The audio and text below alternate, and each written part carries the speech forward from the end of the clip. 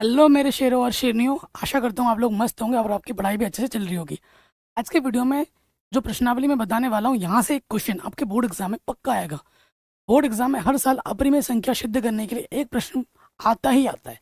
ठीक है, तो प्रश्नावली बहुत आसान है। प्रश्नावली के प्रश्न तो करने से पहले ना बेसिक जानना बहुत ज़रूरी है, क्योंकि बेसिक के भी प्रश्न आ जाते हैं ऑब्जेक्टिव प्रश्न में। तो सबसे पहले जानना ज़रूरी है कि भैया अपरिमेय संख्या क्या होती है, अपरिमेय संख्याओं का पुनर्वर्णन। तो हम यहाँ लिख लेते हैं अपरिमेय संख्या। यहाँ क्या लिख लेते हैं? अपरिमेय संख्या। कभी कभी तो इसकी परिभाषा भी आ जाती है।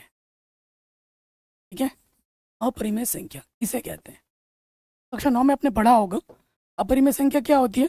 अगर इसकी मैं परिभाषा लिखूं, वह संख्या वह संख्या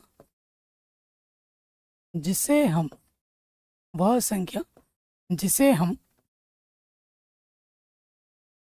पी बट्टे क्यू के रूप में पी बट्टे क्यू के रूप में नहीं लिख सकते नहीं लिख सकते तथा तथा ये जो बट्टे वाला क्यू होता है, तथा तथा क्यू का मान क्या होना चाहिए बच्चों? जीरो नहीं होना चाहिए। वह पी और क्यू क्या हो? पूर्णांक हो। पी और क्यू पूर्णांक। जो संख्या जिसे हम पी बट्टे क्यू के रूप में नहीं लिख सकते, जहां पर बट्टे वाले का मान जीरो ना हो और पी और क्यू पूर्णांक हो, तो ऐसी संख्या को हम क्या कहेंगे? परिमेय संख्या कहेंगे, अपरिमेय संख्या कहेंगे। क्योंकि आप पहले से जानते हो कि भैया जो संख्या होती है हमारी जो संख्या होती है, ये दो प्रकार की होती है। संख्या हमारी दो प्रकार की होती है। तो होती है वास्तविक संख्या। ठीक है, एक संख्या को हम क्या कहते हैं? वास्तविक संख्या कहते हैं। दूसरे को हम क्या कहते हैं? काल्पनिक संख्या। इसके बारे में मैंने डिटेल में 1.1 में आपको बताया था। ठीक है, काल्पनिक संख्या हमारे सिलेबस में नहीं है। उसके बाद अगर हम बात करें तो वास्तविक संख्या हमारी दो प्रकार की होती है। वास्तविक संख्या हमारी दो प्रकार की होती है। एक होती है परिमेय संख्या। क्या होती है बाबू? परिमेय संख्या। और एक क्या होती है? अपरिमेय संख्या। क्या होती है बच्चों? अपरिमेय संख्या। तो अगर मैं इन सिंपल बताऊं, सिंपल तरीके से अगर हम जानना चाहें, तो वो वास्तविक संख्या जो परिमेय नहीं है, वो क्या होगी? अपरिमेय संख्या। परिमेय संख्या को हम पी बट्टे क्यू के रूप में लिख सकते हैं। बट्टे वाला जीरो नहीं होता है, पी और क्यू पूर्णांक होता है और HCF उनका 1 होता है। तो ठीक इसका उल्टा, जिस संख्या को हम पी बट्टे क्यू के रूप में नहीं लिख सकते, जहाँ क्यू का मान जीरो ना हो, तो ऐसी संख्या को हम क्या कहते हैं? अपरिमेय संख्या कहते हैं। तो ये मैंने डेफिनेशन भी लिखा दी इसकी। आइए इसके कुछ उदाहरण देख लेते हैं। ठीक है, इस तरफ मैं कुछ उदाहरण लिखता हूँ। यहाँ लिख देता हूँ उदाहरण।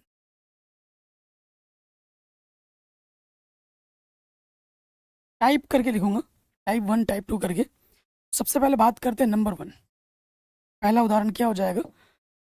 कोई भी अभाज्य संख्या हो, ठीक है, किसी भी अभाज्य संख्या के ऊपर किसी भी अभाज्य संख्या के ऊपर अगर अंडरवुड लग जाता है, किसी भी अभाज्य संख्या के ऊपर अगर अंडरवुड लग जाता है, तो उसे हम अपरिमेय संख्या कहते हैं।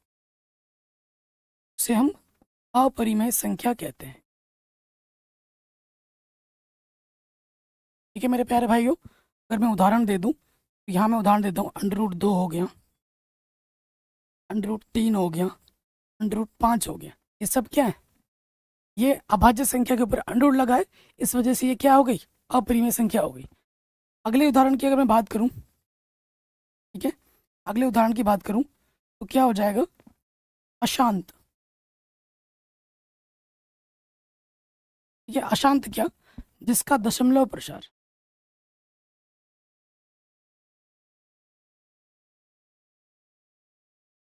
ठीक है, दशमलव प्रसार अगर अशांत है, तो वो क्या हो जाएगा भैया? वो हो जाएगा अपरिमेय। वो क्या हो जाएगा?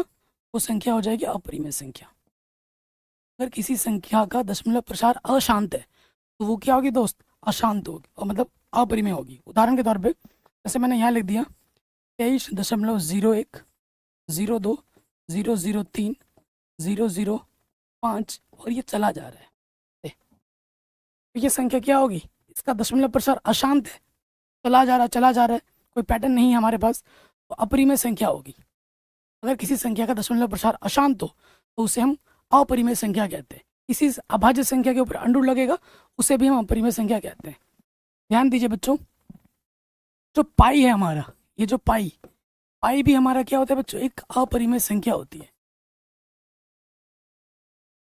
ठीक है बच्चों, ये जो पाई होता है, पाई हमारा क्या होता है? अपरिमेय संख्या होती है। कोई दिक्कत नहीं होगी। अगर यहाँ लिखा आ जाए 22/7, कई बच्चे सोचते हैं कि भाई पाई मतलब 22/7। जी नहीं, पाई मतलब अपरिमेय संख्या। अगर 22/7 संख्या लिखी हुई है तो ये p/q के रूप में, बट्टे में 0 नहीं है, ऊपर नीचे पूर्णांक है, तो भैया ये क्या हो जाएगा? ये होगा परिमेय संख्या। ये परिमेय संख्या है, इसमें कंफ्यूजन नहीं रहना चाहिए बच्चों। ठीक है, अगर ऐसी कोई संख्या है, जैसे मान लेते हैं यहाँ पर एक संख्या है, मैंने लिख दिया 2.3333, चला जा रहा है। तो आप बोल रहे हो कि भैया इसका दशमलव प्रसार अशांत है, तो ये क्या होगा? अपरिमेय संख्या होगा। तो आप गलत हो। इस संख्या को मैं कैसे लिख सकता हूँ? 2.3 के ऊपर बार, कक्षा 9 में पढ़ा होगा। इस संख्या को हम p/q के रूप में लिख सकते हैं, जहाँ पर बट्टे वाले का मान 0 नहीं होता है। तो ये क्या होती है? एक परिमेय संख्या। ये क्या होती है? एक परिमेय संख्या। कहने का तात्पर्य यह है बच्चों, अगर किसी संख्या का दशमलव प्रसार अशांत है लेकिन आवर्ती है, एक चीज जो बार बार रिपीट कर रही है, तो ऐसी संख्या हमारी क्या होती है? परिमेय संख्या होती है। आगे इतना समझ में? तो मैंने अभी आपको बताया अपरिमेय संख्या क्या होती है और उसके कुछ टाइप्स से बता दिए। पाई एक अपरिमेय संख्या, ये ऑब्जेक्टिव प्रश्न में आ जाता है। ठीक है, अब आ जाओ दूसरे वाले इंपॉर्टेंट नोट में। ठीक है, दूसरे वाले इंपॉर्टेंट नोट पे आ जाओ, बहुत ज़रूरी है ये। क्या है दूसरा इंपॉर्टेंट नोट? देखिए, मैं आपको बता दूं, पौ का मतलब यहाँ परिमेय से है, पौ बोले तो परिमेय, कोने में लिख देता हूँ। पौ का मतलब परिमेय संख्या, शॉर्ट में पौ लिखूंगा मैं भी। और औ का मतलब है अपरिमेय संख्या।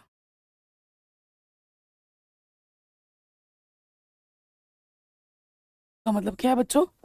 अपरिमेय संख्या। कोई दिक्कत परेशानी यहाँ तक नहीं होगी। तो नोट क्या है कि किसी परिमेय संख्या में अगर कोई भी परिमेय संख्या आप जोड़ो, घटाओ, गुणा करो या भाग दो, आपको क्या मिलेगा? एक परिमेय संख्या ही मिलेगी। आपको एक परिमेय संख्या ही मिलेगी।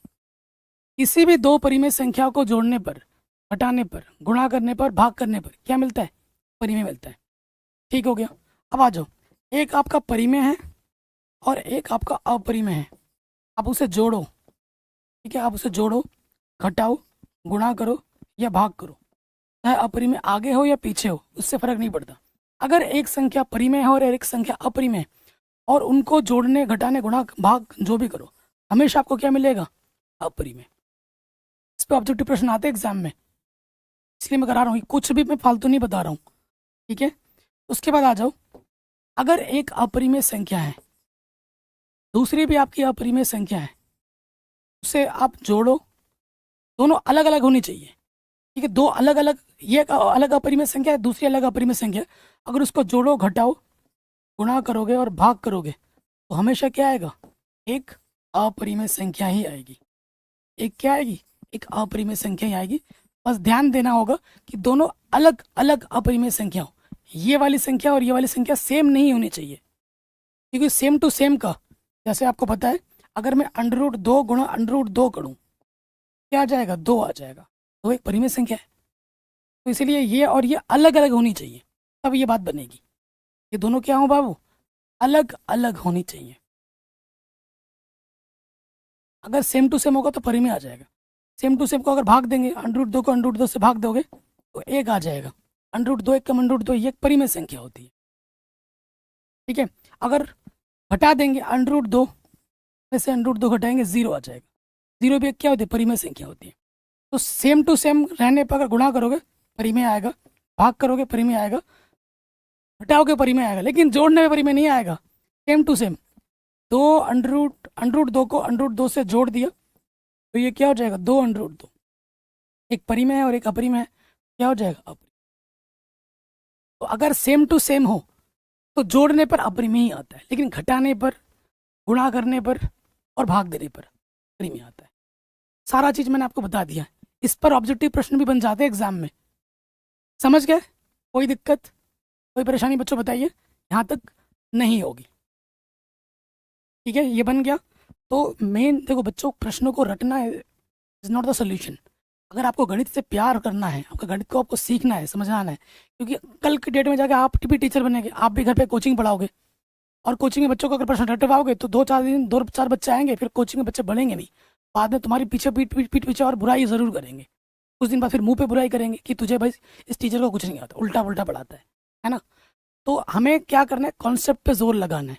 जब हमारे सारे कॉन्सेप्ट क्लियर होंगे तो क्वेश्चन कहीं से भी आ जाए हम आराम से कर सकेंगे। ठीक है प्यारे बच्चों, कोई दिक्कत परेशानी नहीं होगी। चलिए अब हम आ जाते हैं एक प्रमेय पर। एक प्रमेय क्या कहती है? ये प्रमेय जो भी है रट्टा मारना नहीं है, मैं आपको समझा देता हूँ। देखिए, अगर पी स्क्वायर, मान लेते कोई एक संख्या पी स्क्वायर किसी भी संख्या से विभाजित है, मान लेते पी स्क्वायर 3 से विभाजित है, पी स्क्वायर 3 से विभाजित है। ये जो भी प्रमेय है इसको मैं आसान शब्दों में समझा देता हूँ। अगर पी स्क्वायर 3 से विभाजित है तो जो पी है, पी भी 3 से विभाजित होता है। ये प्रमेय है। प्रमेय को मैंने एकदम सिंपल भाषा में लिख दिया है। तो प्रमेय क्या बोल रहे हैं? मान लीजिए पी एक अभाज्य संख्या है, यदि पी स्क्वायर ए स्क्वायर को विभाजित करती है तो पी ए को भी विभाजित करेगी। मतलब सिंपल भाषा में मैंने लिखा है, अगर पी स्क्वायर 3 से विभाजित होता है तो पी भी 3 से विभाजित होगा। सिंपल देखो, उदाहरण देखो, एक संख्या मैंने लिखी 9, 9 को मैं लिख सकता हूँ 3 का वर्ग, तो ये संख्या 3 से कटेगी, पूरी पूरी कटेगी। ठीक हो गया। तो इसका वर्गमूल, जब पी स्क्वायर का वर्गमूल पी है, 9 का वर्गमूल क्या हो जाएगा? 9 का वर्गमूल हो जाएगा 3, 3 भी तो 3 से कटेगा। अगर 9 3 से कट रहा था तो इसका वर्गमूल भी 3 से कटेगा। अगर पी स्क्वायर 3 से कट रहा है तो पी भी 3 से कटेगा। पी स्क्वायर 5 से कट रहा है तो पी भी 5 से कटेगा। पी स्क्वायर का 10 से कट रहा है तो पी भी 10 से कटेगा। ठीक है, इसका प्रयोग होगा आगे। कई बच्चे बोलते सर ये कैसे हो गया? ऐसे हुआ। ठीक है, ये प्रमेय भी आप जान लीजिए। सारे प्रमेय की बात हो गई, सारा कॉन्सेप्ट हमने जान लिया। अब ये जो प्रश्न है बच्चों, इनमें से एक प्रश्न आपके एग्जाम में पक्का पक्का मोहर लगा के आएगा। कई टीचर इस प्रश्न को बोलते हैं कि मैं इससे छोटा करा दूंगा, ऐसे करो। तो बच्चों ये जो प्रश्न है, ये प्रश्न नहीं, ये प्रमेय है। प्रमेय के जो चरण होते हैं वो फिक्स होते हैं, वो ना तो बढ़ सकते हैं ना घट सकते हैं। जैसे मैं करा रहा हूँ बच्चों, उतना आपको करना ही पड़ेगा। इससे छोटा करोगे नंबर 0 मिलेंगे। कई टीचर छोटा कराते हैं, तो भाई इन सब चक्करों से बच के रहो, क्योंकि प्रमेय कभी शॉर्टकट नहीं हो सकता। ये प्रमेय है। ठीक है, तो आपको मैंने थोड़ी देर पहले ही बताया था, किसी भी अभाज्य संख्या के ऊपर जब अंडर लगता है तो क्या होता है? अपरिमेय संख्या, और इसको हमें सिद्ध करना है। ये सिद्ध कीजिए कि √5 एक अपरिमेय संख्या है। ये सिद्ध करना है ना, तो हल में आ जाएंगे। यहाँ लिखेंगे हल। हल लिख दिया। उल्टा मान लेना है सबसे पहले। माना माना √5 एक परिमेय संख्या।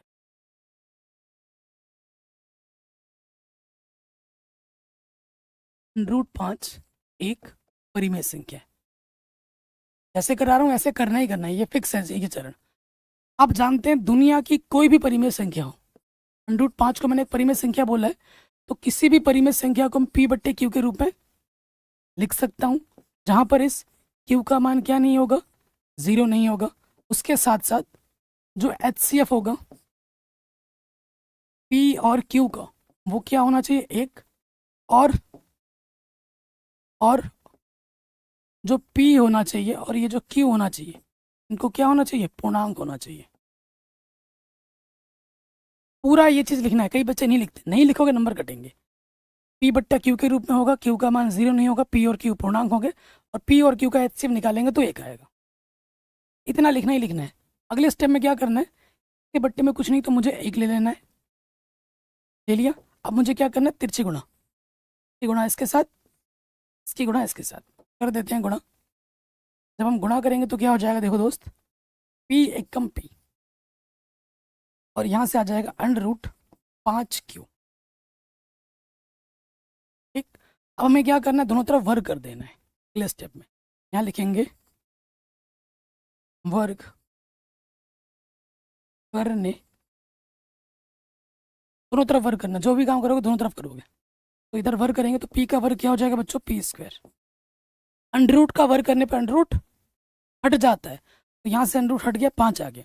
क्यू का वर्ग क्या हो जाएगा, क्यू स्क्वायर। कोई दिक्कत यहाँ तक नहीं होगी, इसको मैं समीकरण नंबर 1 मान लेता हूँ।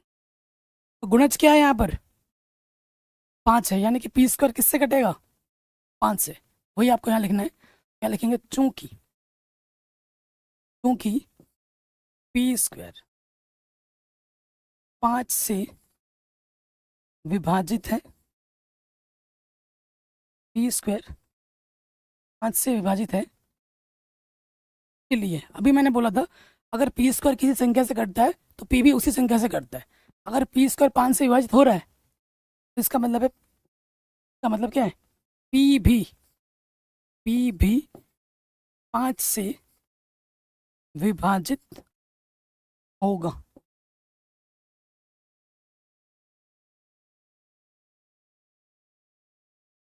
ठीक है, कोई दिक्कत वाली बात नहीं है।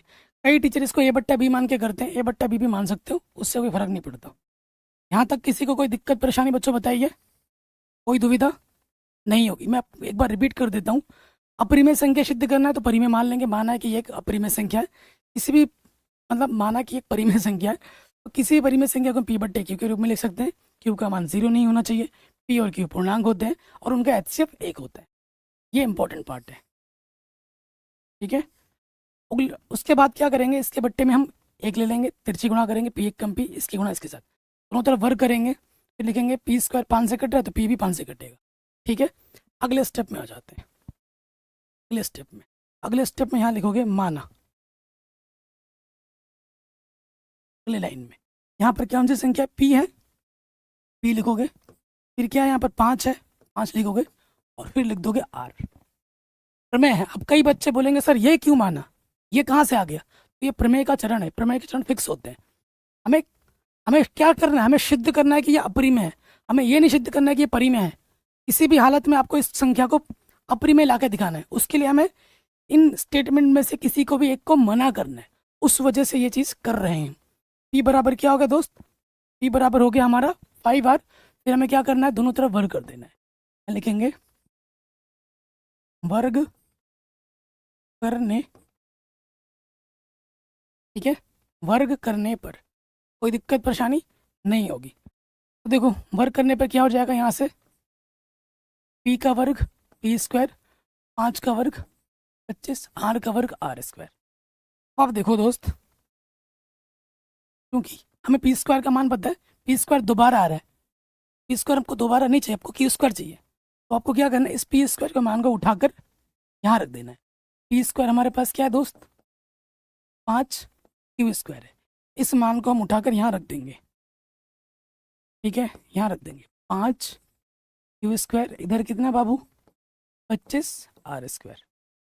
कुछ कट रहा होगा, 5 गुणे में इधर के बट्टे में आएगा, पा बचे, यहाँ पर हमारे पास क्या आ गया, क्यू स्क्वायर बराबर कितना है 5 आर स्क्वायर। ठीक है, तो गुणज कितना आ गया, 5 आ गया, तो यहाँ लिखेंगे चूंकि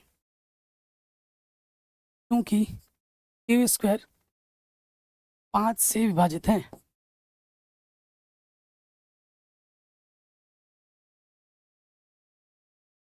ठीक है, क्यू स्क्वायर 5 से विभाजित है, इसीलिए क्यू भी 5 से विभाजित होगा।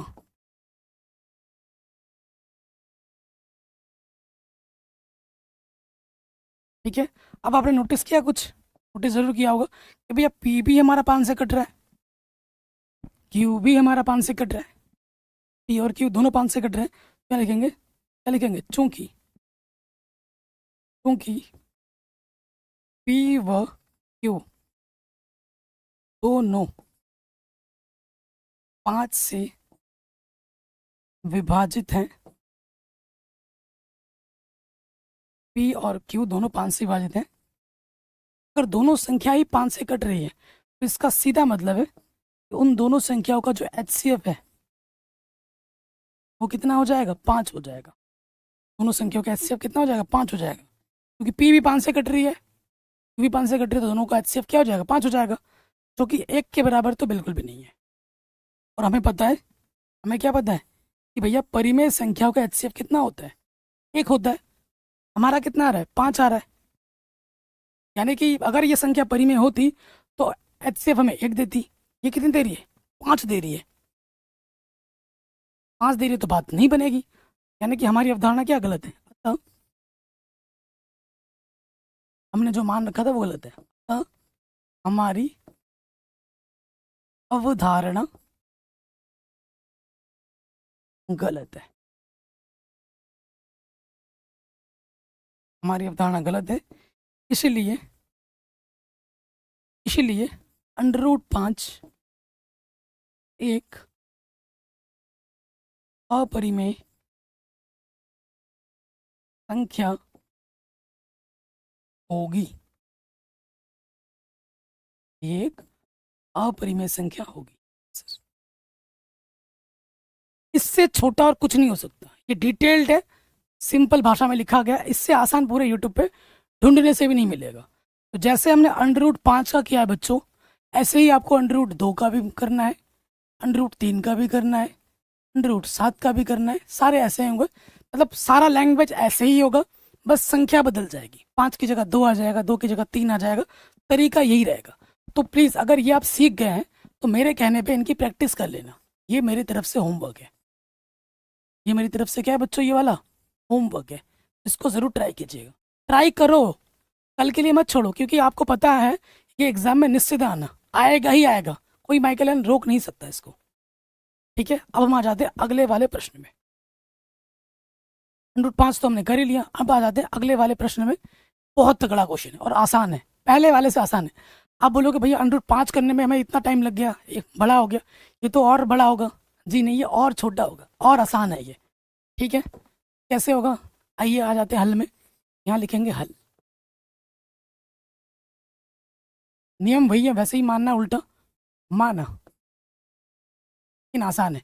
माना 3 + 2 √5 एक परिमेय संख्या है, एक परिमेय संख्या है।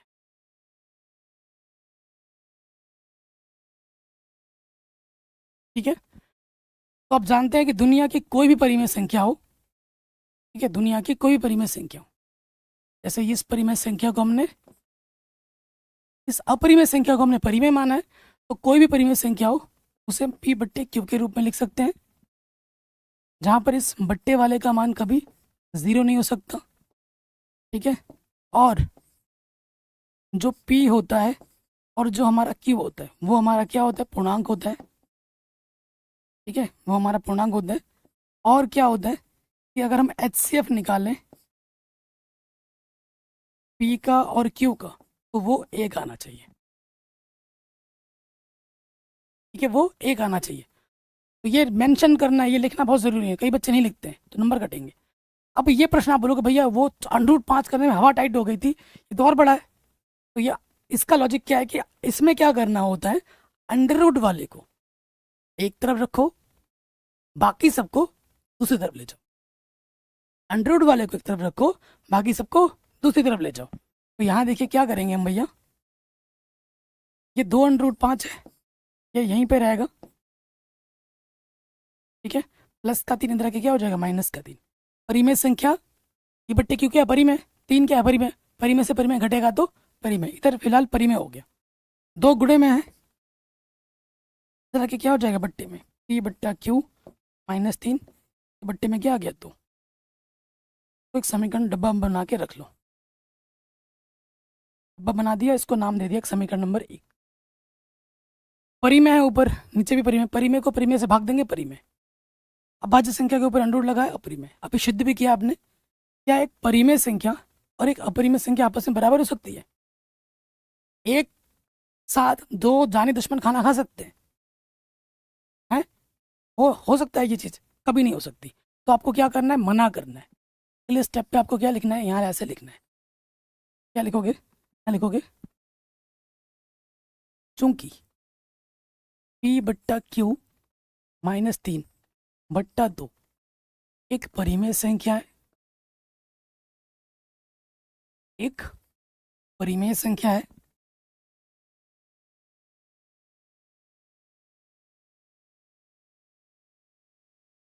तथा तथा हम जानते हैं कि √5 एक √5 एक अपरिमेय संख्या है, अपरिमेय संख्या है।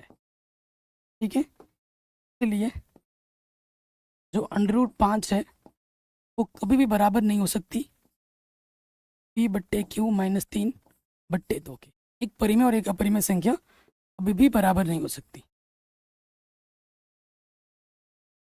मेंशन कर देना है। अगर ये एक परिमेय संख्या होती तो ये बराबर होती, ये बराबर नहीं है इसका मतलब है कि ये परिमेय संख्या नहीं है। तो यहाँ लिख देंगे अतः हमारी अवधारणा गलत है। तो हमारी अवधारणा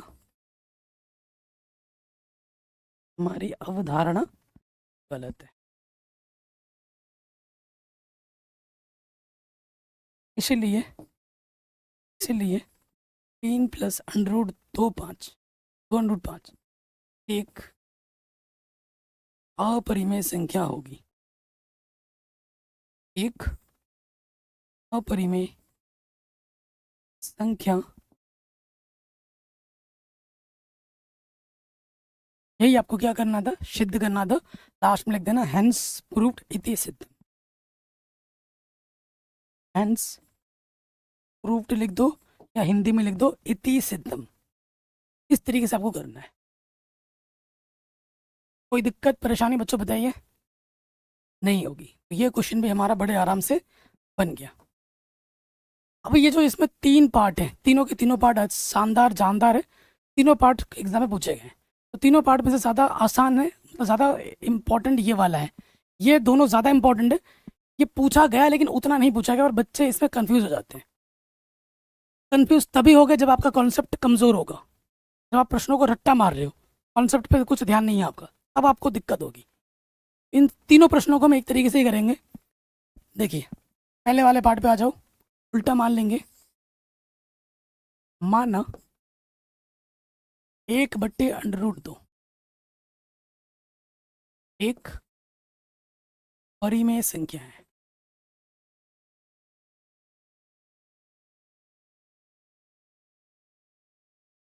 ये क्या है बच्चों, एक परिमेय संख्या है। तो आप जानते हैं दुनिया की कोई भी परिमेय संख्या हो से आप p/q के रूप में लिख सकते हो, जहाँ पर q का मान 0 नहीं होता, और उसके बाद जो हमारे p होते हैं और q होते हैं वो हमारे पूर्णांक होते हैं, है ना। तथा जो HCF होता है p का और q का, वो कितना होता है, 1। ये लिखना ही लिखना है, ठीक है, आलस मत करना। अब इस प्रश्न में क्या है, मैंने आपको क्या बोला कि भैया अंडर रूट को एक तरफ रखना होता है, बाकी सबको दूसरी तरफ लेना होता है। इसमें देखो अंडर बट्टे में है तो मैं क्या कर दूंगा, पलट दूंगा। यहाँ लिखूंगा पलटने पर, यानी कि व्युत्क्रम लेने पर। और आपको मैंने 1.1 प्रश्नावली में बताया कि परिमेय संख्या का व्युत्क्रम परिमेय होता है, सिर्फ 0 को छोड़कर। तो अगर मैं इसको पलट दूं तो ये हो जाएगा √2/1, √2 हो जाएगा, और यहाँ पे आ जाएगा q/p। परिमेय संख्या के व्युत्क्रम परिमेय, यहाँ 0 तो मेंशन किया नहीं है मैंने, ठीक है। अब इसको डब्बे में बंद कर लो, डब्बे में बंद कर लिया। फिर से आपको वही लिखना है, क्या लिखना है जो अभी लिखा था हमने। इस वाले को परिमेय बोलना है, इस वाले को अपरिमेय। क्या एक परिमेय संख्या और एक अपरिमेय संख्या कभी एक बराबर हो सकती है, बिल्कुल नहीं। तो आप यहाँ लिख देंगे क्योंकि q/p एक परिमेय संख्या है, एक परिमेय संख्या है,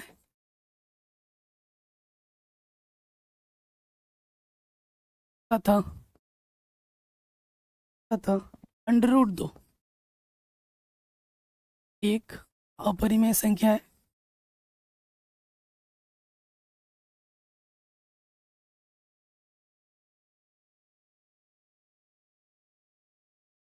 ठीक है, इसलिए क्या एक अपरिमेय संख्या एक परिमेय संख्या के बराबर हो सकती है? बिल्कुल नहीं। ठीक है, बिल्कुल भी नहीं बराबर हो सकती।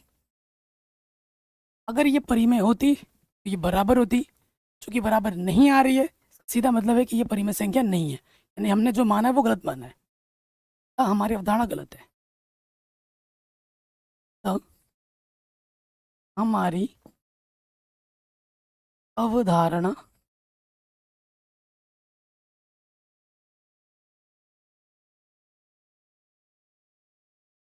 ठीक है, इसीलिए इसीलिए एक बट्टा अंडर रूट दो एक अपरिमेय संख्या है।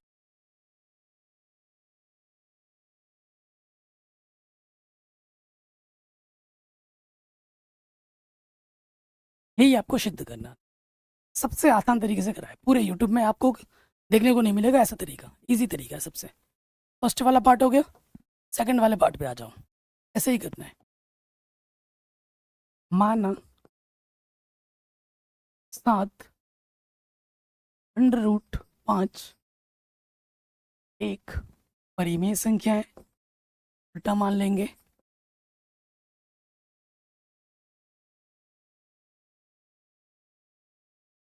ठीक है, ये एक परिमेय संख्या है। देखो दोस्त, आपको पता है कि दुनिया की कोई भी परिमेय संख्या हो उससे हम पी बट्टे क्यू के रूप में लिख सकते हैं, जहाँ पर इस बट्टे वाले का मान कभी जीरो नहीं होता है ना। और हमारा ये जो पी होता है और ये जो क्यू होता है वो हमारे क्या होते हैं? पूर्णांक होते हैं। ठीक है, पूर्णांक होते हैं।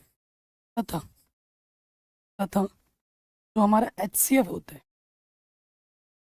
पी और क्यू का, वो एक होता है। मैं बार बार लिखवा रहा हूँ ताकि आपके दिमाग में बैठ जाए। चाहता तो इस बोलता वैसे ही लिख देना, लेकिन मैं खुद लिख रहा हूँ ताकि आप भी लिखो हर बार। अब लॉजिक मैंने आपको समझा ही रखा है। अंडर रूट वाले को एक तरफ रखना, बाकी सबको दूसरी तरफ। अंडर रूट वाला यहाँ रखो, फिर हमारे पास है पी बट्टा क्यू। ये 7 गुणे में इधर के क्या हो जाएगा? बट्टे में लग जाएगा। ठीक है, अंडर रूट वाला अपरिमेय होता है, इधर जो भी होगा परिमेय। ठीक है, यहाँ लिख देंगे, क्या लिखेंगे? यहाँ लिखेंगे चूंकि पी बट्टे 7 क्यू एक परिमेय संख्या है, एक परिमेय संख्या है, तथा तथा अंडर रूट 5 एक अपरिमेय संख्या है।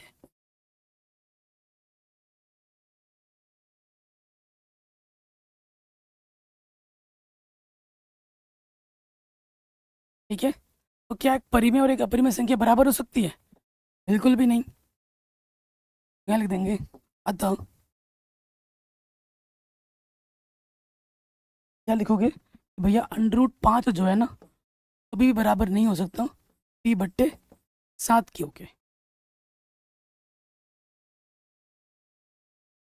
अगर ये एक परिमेय संख्या होती तो ये बराबर आती, बराबर नहीं आई है, इसका मतलब कि ये हमने गलत माना है, ये एक अपरिमेय संख्या है।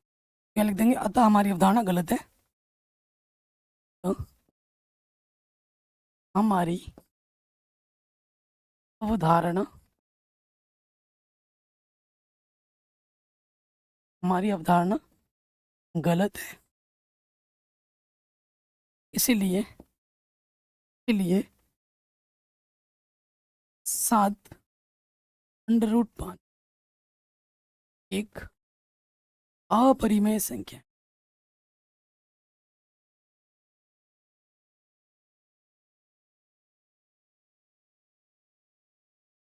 यही अपने को सिद्ध करना था। आराम से बन गया, कोई दिक्कत दुविधा परेशानी नहीं होगी, आराम से बन गया। अब आ जाओ अगले वाले प्रश्न में, थर्ड वाला प्रश्न। बिल्कुल इसी तरीके से करेंगे। मान लेंगे उल्टा, माना 6 + √2 एक परिमेय संख्या है।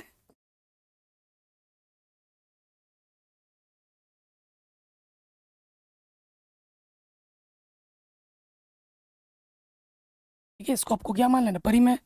आपको पता है दुनिया की कोई भी परिमेय संख्या हो उसको हम P/Q के रूप में लिख सकते हैं। ये परिमेय है तो ये P/Q के रूप में होगा। बट्टे वाला कभी जीरो नहीं होगा। ठीक है, बट्टे वाला कभी जीरो नहीं होगा। और उसके बाद P और Q हमारे क्या होंगे, पूर्णांक होंगे। ठीक है,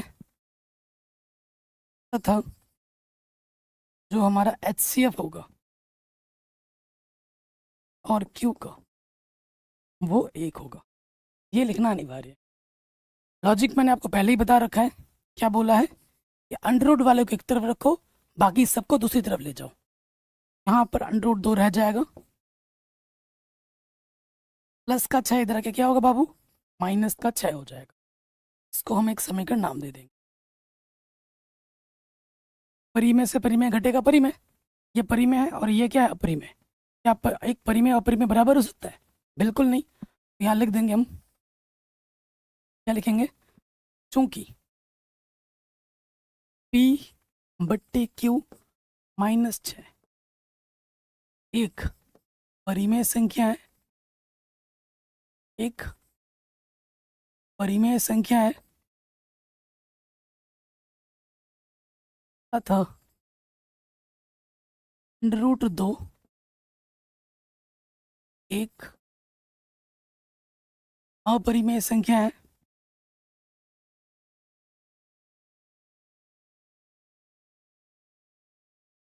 ठीक है, इसलिए क्या एक परिमेय और अपरिमेय संख्या बराबर हो सकती है? बिल्कुल नहीं। √2 जो है वो कभी भी बराबर नहीं हो सकता P/Q -6 के। इसको डब्बे बंद कर देंगे। ठीक है, अगर ये एक परिमेय संख्या होती तो इसको तो बराबर आना चाहिए था, बराबर नहीं आ रही है, यानी कि हमने जो माना है वो गलत माना है। तो हमारी अवधारणा क्या है, गलत है। क्या लिख देंगे, तो हमारी अवधारणा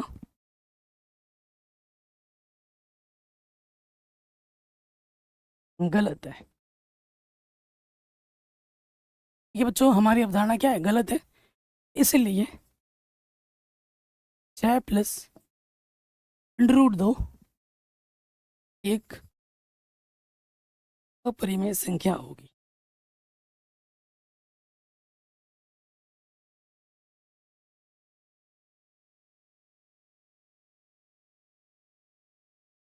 आंसर। कोई भी दिक्कत हो आप एक बार दोबारा देख सकते। बन गया। तो इस तरीके से प्रश्नावली के सारे प्रश्न हमने कर लिए। अब आपने क्या सीखा है अभी तक, उस पर मैंने कुछ 3-4 ऑब्जेक्टिव प्रश्न रखे हैं। चलिए थोड़ा देखते हैं कि आपने क्या सीखा अभी तक। कह रहे प्रत्येक परिमेय संख्या क्या होती है? परिमेय संख्या और अपरिमेय संख्या एक वास्तविक संख्या होती है। एक प्राकृतिक संख्या होती है, एक पूर्ण संख्या होती है, एक पूर्णांक होता है, एक वास्तविक संख्या होती है। तो हर एक परिमेय संख्या एक वास्तविक संख्या होती है। ये जो ऑब्जेक्टिव प्रश्न मैं आपको दिखा रहा हूँ, ये सारे प्रश्न बोर्ड एग्जाम में पूछे गए हैं। मैंने ऐसे नहीं लेके आया हूँ, खुद से नहीं बनाया मैंने, बोर्ड एग्जाम के प्रश्न ही लेके आया हूँ। और ये सारे प्रश्न एग्जाम में पूछे गए ऑब्जेक्टिव में। फिर देखिए, कह रहे एक परिमेय संख्या और एक परिमेय संख्या का योग क्या होता है? अगर एक परिमेय है और एक अपरिमेय है, परिमेय संख्या में अपरिमेय संख्या जोड़ो, घटाओ, गुणा करो, भाग करो, हमेशा क्या आएगा? अपरिमेय। मैंने बोला था मैं जो भी पढ़ा रहा हूँ उस पर प्रश्न पूछा गया है, मैं फालतू कुछ भी नहीं पढ़ाता। तो एक परिमेय संख्या और एक अपरिमेय संख्या को जोड़ेंगे तो हमेशा हमें क्या मिलेगा? एक अपरिमेय संख्या मिलेगा। ठीक हो गया। अगले प्रश्न पे आ जाते हैं।